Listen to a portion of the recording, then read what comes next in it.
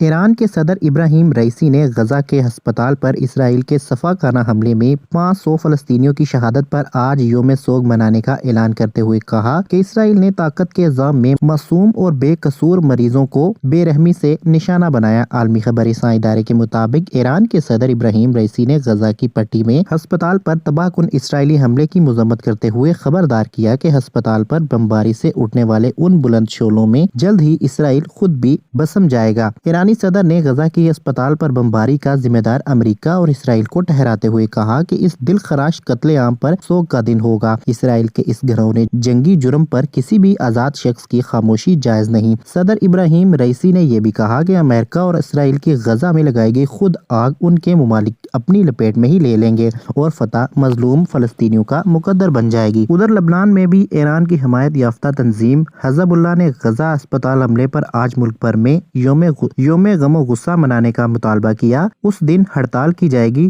سڑکوں اور چوکوں پر اسرائیل کے خلاف مظاہرے کیے جائیں گے۔ اس سے قبل ایران کی وزارت خارجہ کے ترجمان ناصر کنانی نے بھی ہسپتال پر حملے کی مذمت کرتے ہوئے اسے وحشیانہ جنگی جرم اور نسل کشی قرار دیا تھا۔ خیال رکھے، اسرائیل کی بمباری کی دھمکی اور انخلا کے الٹیمیٹم کے بعد 10 لاکھ سے زائد لوگ شمالی غزہ سے نقل مکانی کر کے جنوبی علاقے میں نقل مکانی کر چکے ہیں۔